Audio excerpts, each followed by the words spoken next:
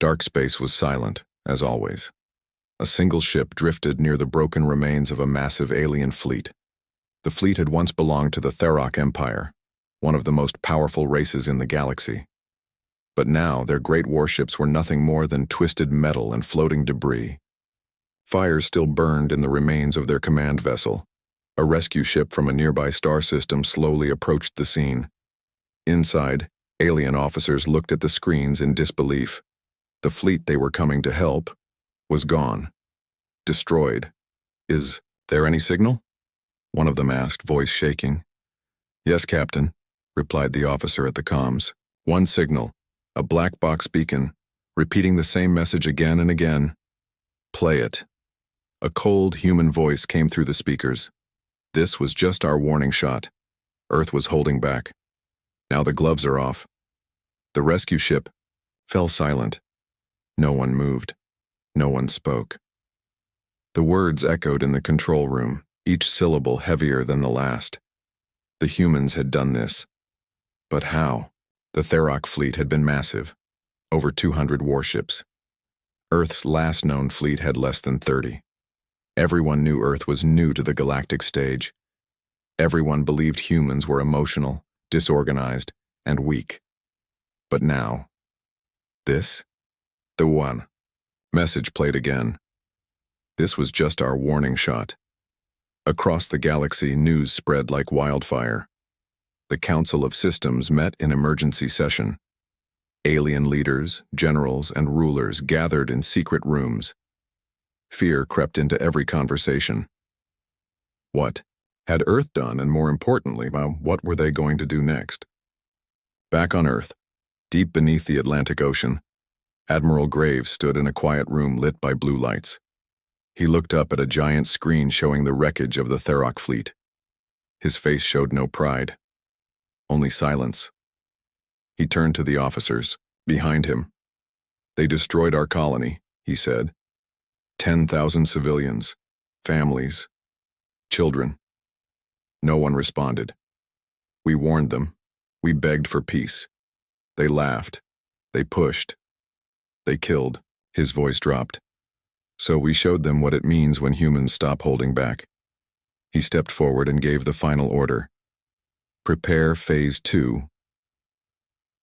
1 week earlier, Earth's colony on the planet Aster 9 had gone dark. No communication, no distress signal, just silence. A few hours later, a message arrived, broadcasted by the Tharok Empire. It was short and brutal. "This was your final lesson. Stay in your place." The Council had voted not to act. Earth had begged for justice, but the other species saw it as a human problem. No one helped, so Earth acted alone. Behind the scenes, humans had been building something the galaxy never expected. They had been hiding their true strength, developing weapons far beyond anything the Council had seen. Quietly, Earth had expanded its tech, trained elite soldiers, and built secret fleets in the shadows. The galaxy thought Earth was slow, emotional, weak, but Earth was waiting, watching. Now, the wait was over. In the following days, 5 alien fleets moved closer to Earth's colonies. They expected a weak resistance. They expected surrender. What they got was silence. Then, from the darkness, Earth's ships arrived. Not in the open, not with warnings, not with speeches. They appeared like ghosts. Silent, precise, deadly. The first fleet to arrive at Sector 31 vanished within minutes. No distress calls, no survivors. The second fleet managed to send a single message. "We don't see them. They're cloaked everywhere. Wait, something's..." The signal cut off. Admiral Graves watched it all from Earth's War Command. His team didn't cheer. No one celebrated. This wasn't revenge. This was justice. For the families lost, for the broken promises, for every insult thrown at Earth since it joined the galaxy. The world had asked for help when the colony was attacked. The galaxy ignored it. Now, Earth would speak in a language the galaxy understood: power and war. On the planet Draxar 4, a small group of aliens gathered around a screen in a dark room. They were traitors, not fighters, but they had friends in the Tharok fleets. They watched, The human message again. This was just our warning shot. One of them, an old merchant, whispered, "We laughed at them. We thought they were soft. We thought their emotions made them weak. They were hiding," another said. "They were pretending." "No," the old one corrected him. "They weren't pretending. They were giving us a chance." Silence filled the room. All across the galaxy, fear grew. Races that had ignored Earth's warnings now started to question their own safety. What would humans do next? Would they stop with the Tharok? Or was this just the beginning? In the neutral zone, a group of alien scientists studied the remains of a destroyed ship. "What is this weapon?" one asked, pointing at melted alloy. "It's not plasma, not kinetic, not radiation either. It's something new." The head scientist looked pale.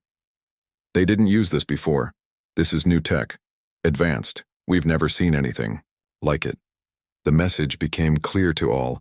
Earth had only shown a small piece of its strength, and now they were done being silent. In a secret meeting room on the planet Valor Prime, high-ranking members of the Galactic Council argued. "They're a danger to all of us," one yelled. "They're reacting to what we allowed," another countered. "We did nothing when their people were killed. They went too far. They haven't even begun." That last voice came from a quiet alien ambassador at the far end of the table. Her name was Riva. She had once lived on Earth as a peace envoy.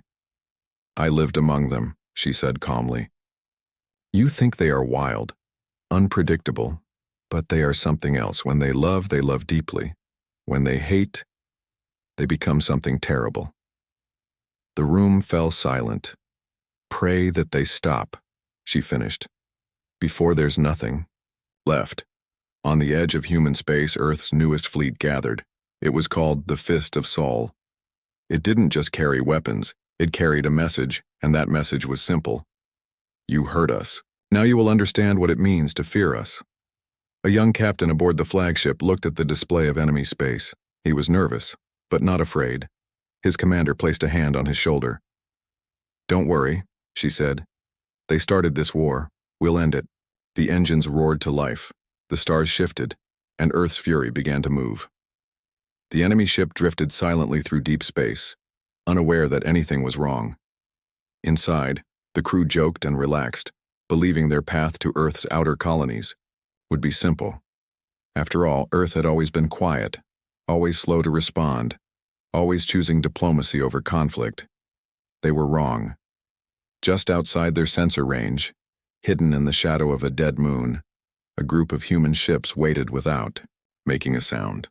No lights, no energy spikes, nothing the enemy could detect. These weren't the old ships the galaxy knew. These were new, built in secret, faster, smarter, equipped with systems even Earth's allies hadn't seen. Inside the lead human ship, the crew sat ready. No one spoke. Every motion was practiced, calm, focused.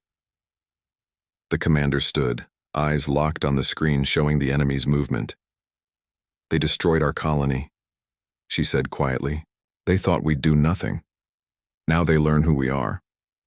She gave the signal. A second later, the sky changed. The enemy ship's crew had only enough time to notice that their sensors went black. One by one, systems failed. Lights flickered. Weapons stopped responding. They didn't even know where the attack was coming from. The first blast hit their engines. The ship spun out of control. Then just as suddenly it stopped. The crew floated in silence, surrounded by darkness, wondering if they would ever make it back. A single message came through their comms. "This is Earth's second message." We asked, "For peace." You answered with fire. Now we answer in silence. Their screen shut off. No more words followed. Back on Earth, a group of leaders watched the footage. No joy, no anger, only understanding. "They'll talk about this," one of them said. "They'll say we struck without warning." "We warned them," another replied. "Many times." Earth wasn't looking for power. It wasn't trying to take territory. It wanted safety, respect, a place in the galaxy without fear of being attacked. But the galaxy had pushed too far. One destroyed colony had changed everything. Now, Earth was no longer defending. It was making sure no one would ever hurt its people. Again, across the stars, other alien species began whispering. The Council tried to calm them, claiming Earth would stop.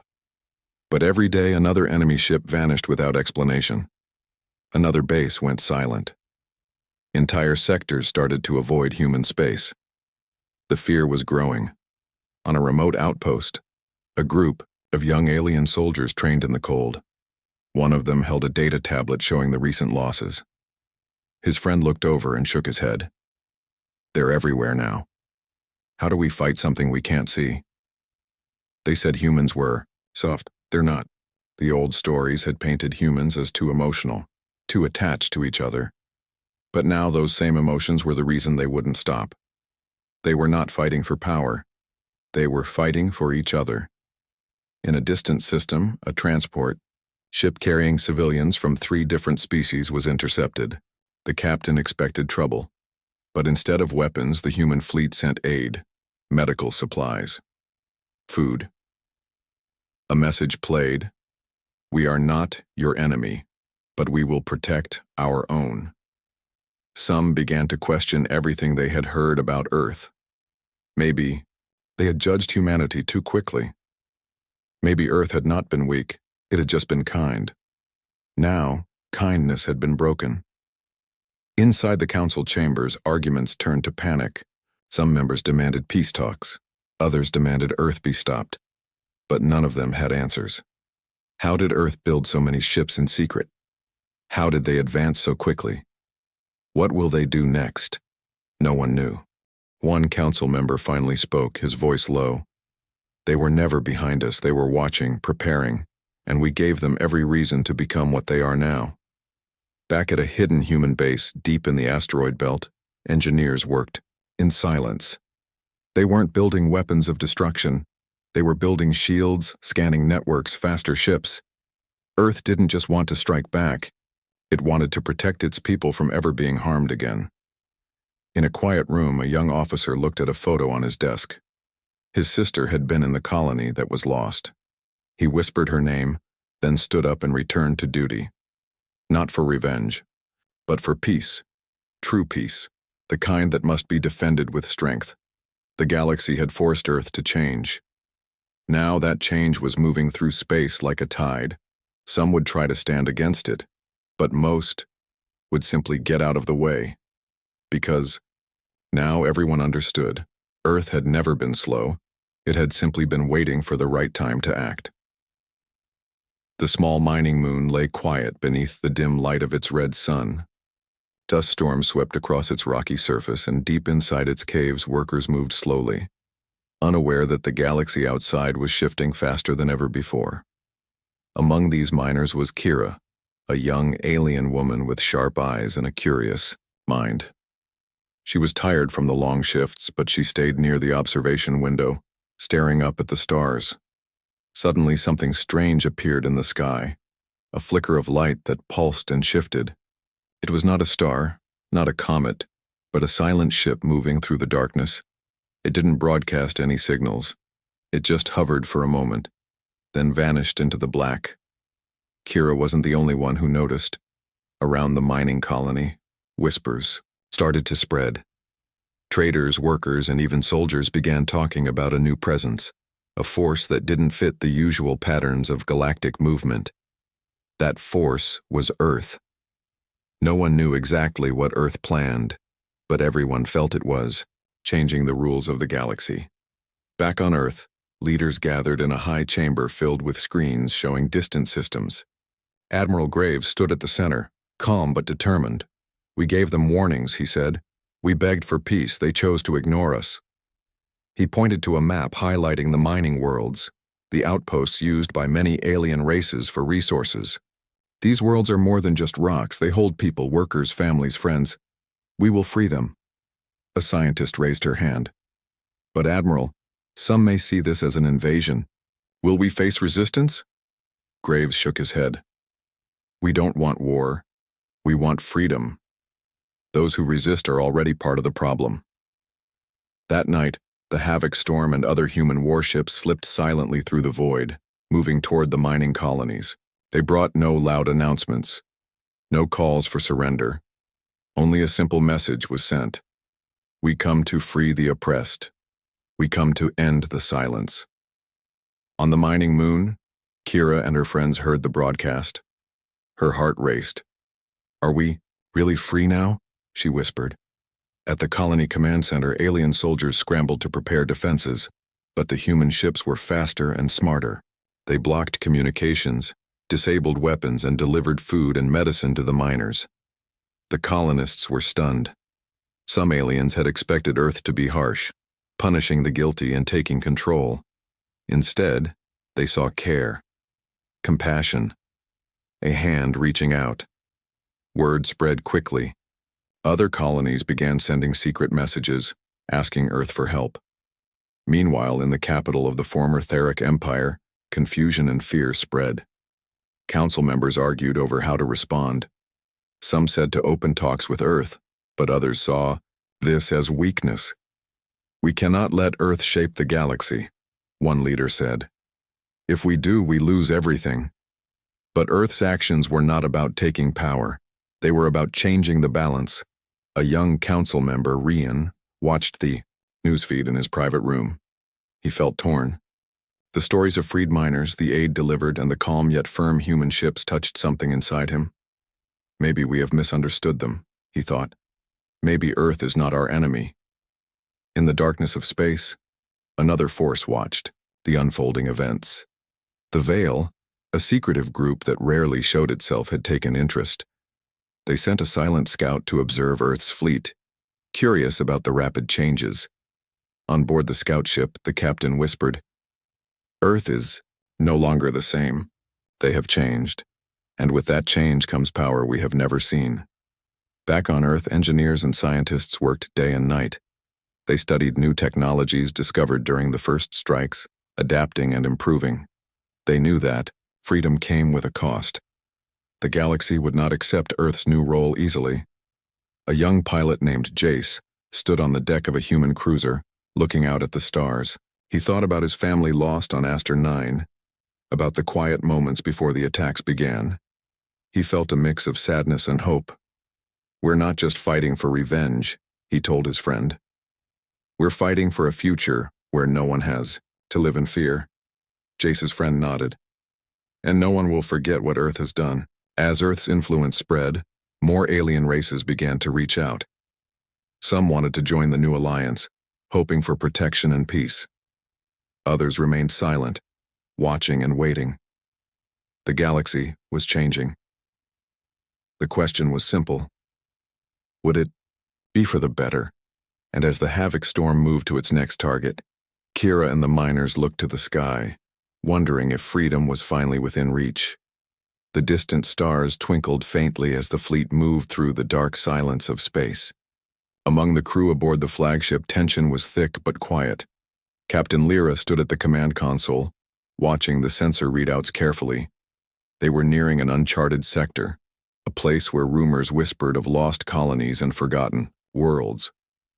This was their next mission. The galaxy had begun to change. Earth's actions had sent ripples through countless star systems. Some races welcomed the change, hoping for a new future. Others feared it, uncertain what the rising power of humanity meant for them. Captain Lyra knew that their mission was not just about taking control, it was about offering hope where there had been none. Suddenly, the sensors picked up a faint signal. It was weak, broken, but unmistakably from a distress beacon. The source was a small research station on a nearby moon, cut off from the rest of the galaxy for years. The crew had expected silence, but now they had a call for help. Lyra turned to her officers. Prepare for a rescue operation. We don't know what's waiting for us there. The journey was tense. As they approached the moon, strange energy fields flickered across the screens.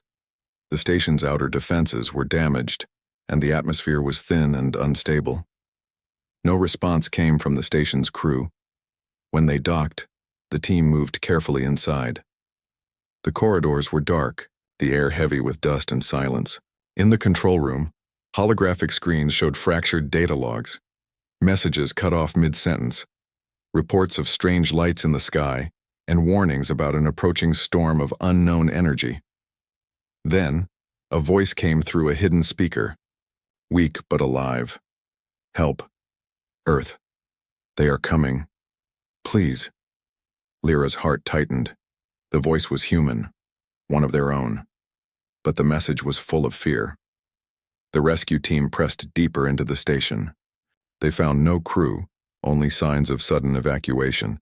Personal items were scattered, consoles smashed, and logs erased. Something had forced them to flee. Outside, the storm approached. It was not weather, but a wave of strange particles moving through space, distorting communications and sensors. The fleet's advanced shields held steady, but it was clear the storm was unlike anything they had faced. Back on Earth, scientists watched the data streaming in. This storm was natural but dangerous. It could disrupt fleets and cut off entire systems. Still, they would not turn back. Because behind this storm was something else, a hidden enemy watching, waiting for the perfect moment. The story of the lost research station spread quickly. Many wondered what secrets it had held and why it had been abandoned so suddenly. Earth's leaders warned that the galaxy was not yet ready for peace. But the rescue mission had shown a new truth. Hope could be found in the darkest places. On the mining moon, Kira heard the news and smiled. Freedom was spreading, but so was uncertainty. The galaxy was waking up. Among the alien races, debates raged. Should they trust Earth's growing power? Could they believe the stories of kindness and rescue? In a quiet room on a neutral planet, an elder diplomat sighed. "We must decide soon. This change is coming whether we like it or not." On board the flagship, Captain Lyra looked at the stars again. The storm was still ahead. The unknown was still waiting. But so was the chance for something new. The galaxy was no longer a place of silence and fear. It was a place where humanity's light burned brighter than ever, and the journey had only just begun. The endless black of space stretched around the fleet like a vast ocean, stars shimmering coldly in the distance. Captain Lyra stood silently on the bridge, her gaze fixed on the shifting patterns of light and shadow beyond the viewport. Each pulse of the ship's systems echoed softly, a reminder of the fragile balance between survival and disaster. News had spread across the galaxy of Earth's recent actions, the rescues, the growing fleet, the quiet but steady wave of change. For some, hope was rekindled. For others, fear settled deep. But none could deny that the galaxy's future was being rewritten. The latest mission had brought them closer to the heart of this transformation, a forgotten star system once rich, with life now silent. As the fleet approached the outer rim of the system, a low hum began to pulse through the communication channels. At first it was just a faint signal, easily dismissed as cosmic noise, but the hum grew stronger, taking shape. A pattern, a call. It was unlike anything recorded before. Lieutenant Aaron, the communications officer, worked quickly to decode it. His eyes widened as fragments of the message came through. The voices were ancient, speaking in languages long thought extinct. The message was a warning, a plea for help. Captain Lyra ordered the fleet to move closer, following the signal to a small, hidden planet cloaked in dense clouds. Sensors revealed ruins scattered across its surface, remnants of a civilization lost to time. Structures crumbled, but the technology within hummed faintly, still alive after centuries. The fleet deployed scouting teams, eager to uncover what secrets the planet held.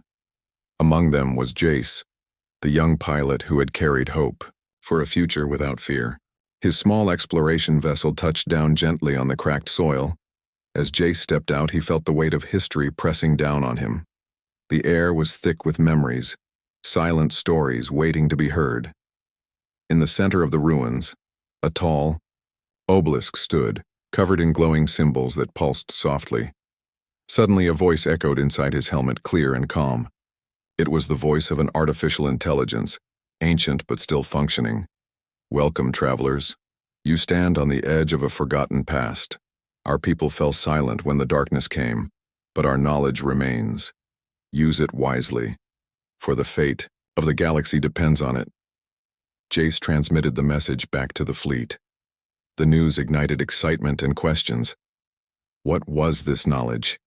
Could it help Earth and its allies protect the galaxy? Back on the flagship, Captain Lyra gathered her officers. "We must unlock these secrets," she said. "But we must be careful. The galaxy is watching, and not all eyes are friendly." Meanwhile, far from the fleet, the Council of Elders debated fiercely. The discovery was a game-changer. Some wanted to embrace Earth's offer of peace and knowledge, seeing a chance to rebuild trust. Others feared losing power and influence, pushing for resistance. Ryan, the young council member who had once questioned Earth's role, now stood firm in his belief that cooperation was the only way forward. "We cannot ignore the past," he said. "But neither can we be prisoners of fear. This is a new chapter."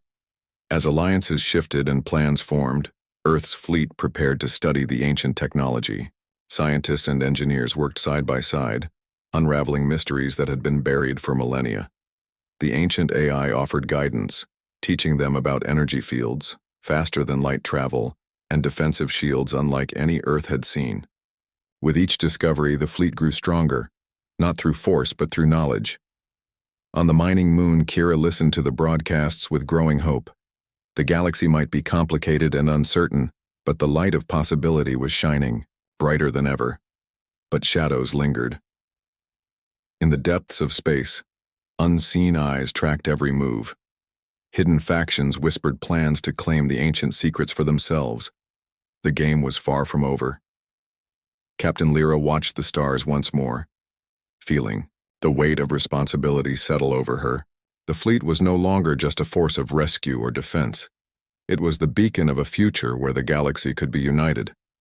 But that future would demand courage, wisdom, and sacrifice.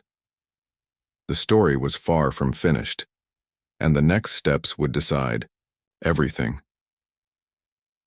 The stars flickered softly against the endless dark as Earth's fleet glided through the void, their mission more urgent than ever. Captain Lyra stood at the bridge, her eyes fixed on the swirling nebula ahead, a brilliant cloud of gas and light, hiding secrets the galaxy had forgotten.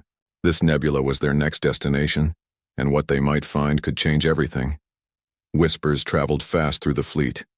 Some spoke of ancient powers hidden within the nebula. Others warned of traps left behind by lost civilizations.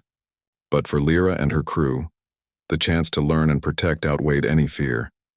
Suddenly, the ship's sensors detected a strange signal, a pattern of pulses unlike any natural phenomenon. It was a beacon, steady and strong, coming from deep inside the nebula. The message was simple but clear. "We are here. We await your help." Lyra turned to her officers. "Prepare for close approach. We don't know what or who is out there, but we cannot ignore the call." The fleet moved cautiously into the nebula's swirling colors. The clouds pressed in around them, twisting light and shadow in every direction. Communications became difficult, sensors scrambled, and a hush fell over the crew. Inside the lead ship, Jace felt the tension rise. "Captain," he said quietly, "whatever is waiting for us, it's ancient. The signal's been active for centuries." Lyra nodded. "Then we'll show them Earth has come to listen." When they finally reached the source, they found a massive structure floating in space, like a city built from crystal and light. It shimmered with energy, humming with life despite its age. The beacon pulsed from its center, calling out across time and space. A small team was sent to board the structure, led by scientists and explorers eager to uncover its mysteries. As they stepped inside, they were greeted by an intelligence unlike anything they had known before, a presence that seemed to understand their hopes and fears. The AI spoke gently, its voice echoing through the halls. "You are the ones who... Listen, the galaxy has watched and waited. Now it is time to unite." The explorers found halls filled with knowledge, maps of star systems, histories of lost civilizations, and technologies that could protect entire worlds without harm. The structure was a beacon of peace, built by a civilization that had vanished long ago but left behind a message of hope. Back on Earth, the discovery sent waves of excitement and relief. This was more than a victory. It was a new beginning. Plans were made to share the knowledge and build a future where all species could live without fear. But not everyone welcomed this change. In the shadows, factions that thrived on division and fear plotted quietly. They saw Earth's rise not as hope but as a threat. Their whispers spoke of sabotage, of hidden dangers within the beacon, and of the price of trusting too easily. Captain Lyra and her crew remained vigilant. They knew the path ahead would be difficult. Trust would take time to build, and old fears would not disappear overnight. Still, the light within the nebula shone bright. Kira, on her mining moon, listened to the news and smiled. For the first time in her life, she felt the galaxy might truly change. Jace looked out at the stars, feeling a quiet strength growing within him. The journey had tested them all, but it had also brought them together. Earth had answered the call. Galaxy was waking up, and the story of unity and hope had just begun.